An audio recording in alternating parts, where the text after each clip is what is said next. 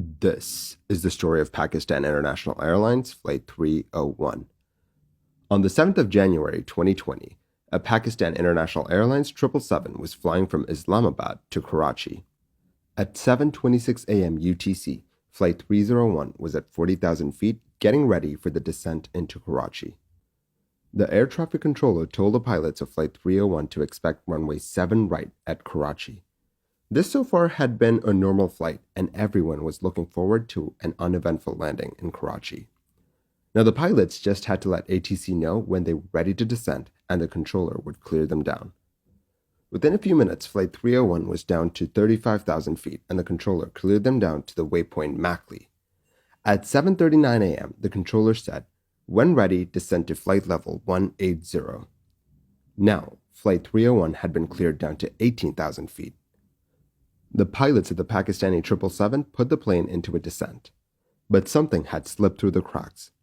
As Pakistan International Flight 301 started its descent, another 777, this time an Emirates 777 flying from Dubai to Delhi, was flying in the opposite direction at 35,000 feet. When the Pakistani 777 started descending, both planes were 70 nautical miles apart.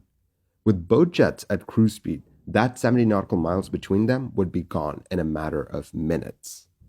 In just 3 minutes, that 70 nautical miles of separation had reduced to 15, and the Pakistani 777 was still descending, and the Emirati 777 was holding itself at 35,000 feet.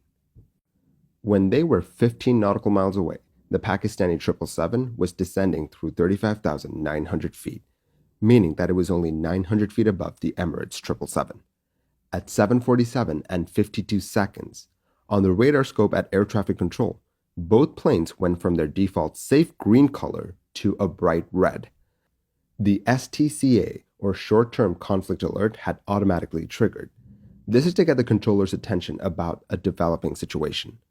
The controller immediately got in contact with Emirates Flight 516 and said, "UAE 516, turn left by 10 degrees for spacing." He was attempting to send the Emirates 777 to the left in an attempt to avoid a collision. He also asked the Pakistani 777 to turn to the left. The pilots of the Emirates 777 just replied with left, acknowledging the course change.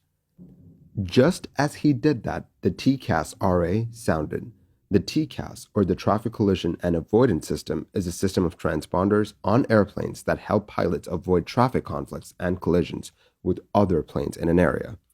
If two planes get too close for comfort, the TCAS system will give both planes complementary resolution advisories to remedy the situation. In this case, the TCAS system asked the Pakistani 777 to climb, and it asked the Emirates 777 to descend. Both sets of pilots on both planes immediately listened to the automated warnings. The Pakistani 777 started climbing away, and the Emirates 777 fell away. At their closest point, both planes were only 400 feet apart vertically.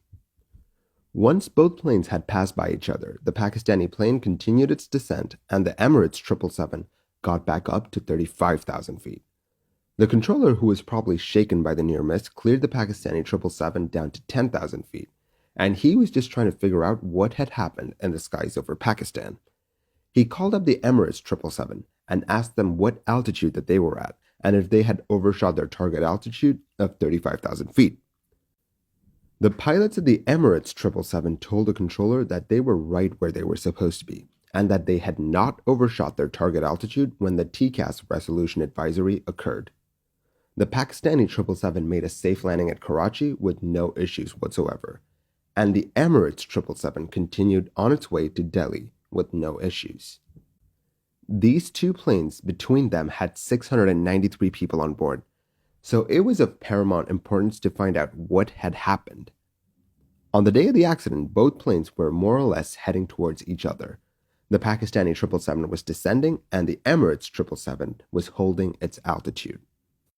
One of those planes was not where they were supposed to be. The investigators listened to the tapes from that day to see what was said and how each set of pilots interpreted what was being said. They came to the seemingly innocuous sounding phrase from the air traffic controller. The controller, when clearing the Pakistani 777 to descend from 40,000 feet, he said, "When ready, descend to flight level 180. He's basically telling the Pakistani 777 to descend when the Pakistani 777 wants to descend. But this was in direct contrast to the SATI, or the Station Air Traffic Instructions. The controller should have said, "When ready, descend to flight level 180, report leaving." It's a small change, but it made a world of difference. For one, when such a clearance was given, two controllers, namely the Area Radar Controller East and the Area Procedure Controller East, needed to coordinate first so that both of them were on the same page. That did not happen. Moreover, due to the way the instruction was worded, the pilots of the Pakistani 777 never informed ATC when they started their descent from 40,000 feet. That was important. Had the controllers known that Flight 301 was making its way down, then they might have been able to spot the two planes that were on a collision course. But the thing is, things should have not gotten this bad. Why was the Pakistani 777 allowed to descend when the Emirates 777 was so close to it, coming in the opposite direction? To understand this, we need to get into the mindset of the controller at the time. We need to see what he saw. This is the screen of the radar controller when he cleared the Pakistani 777 down to 18,000 feet. If you look at the screen, you can see that when the clearance was given, the only traffic that was immediately visible was the ATR 72 that was at 17,000 feet. So asking the Pakistani 777 to descend was not a bad move with that picture. But within a few minutes, the traffic situation had changed. The ATR was out of the picture and the Emirates 777 was making its way towards the Pakistani 777. This big change was missed by the controller. Ideally, he should have amended his clearance, asking the Pakistani plane to hold or asking them to reroute so that a bit of separation could be maintained, but that did not happen. By the time the controller did ask the pilots to do something, the pilots were already following the TCAS resolution advisories. A reason why the controller may have missed this traffic conflict might be due to the fact that he was supervising a student at the time. That may have taken away his attention from the task at hand. What do you think? In your opinion, do you think training the student was too much for the controller? Let me know your thoughts in the comments below. In the wake of this near miss, the Pakistani authorities doubled down on refresher training for its controllers, which is a great thing because air traffic control is not just dependent on what's happening right now, but also on what will happen in the future. You as an air traffic controller should be able to anticipate the consequences of your actions. What happens if you reroute a plane in a certain way, or what happens if you ask a plane to speed up? All those decisions have consequences, and it's your duty to make sure that those are good decisions. In addition to that, the controllers needed to be able to think on their feet and respond to evolving threats. A refresher course would allow controllers to do that better. In addition to that, improvement in collaboration between controllers is also emphasized in the report. In case of an emergency, information needs to flow fast, and decisions need to be taken as soon as possible. What do you think can be done to prevent something like this from happening again? Let me know. This near miss could have been absolutely disastrous if things had gone slightly differently. Both planes had 693 people between them.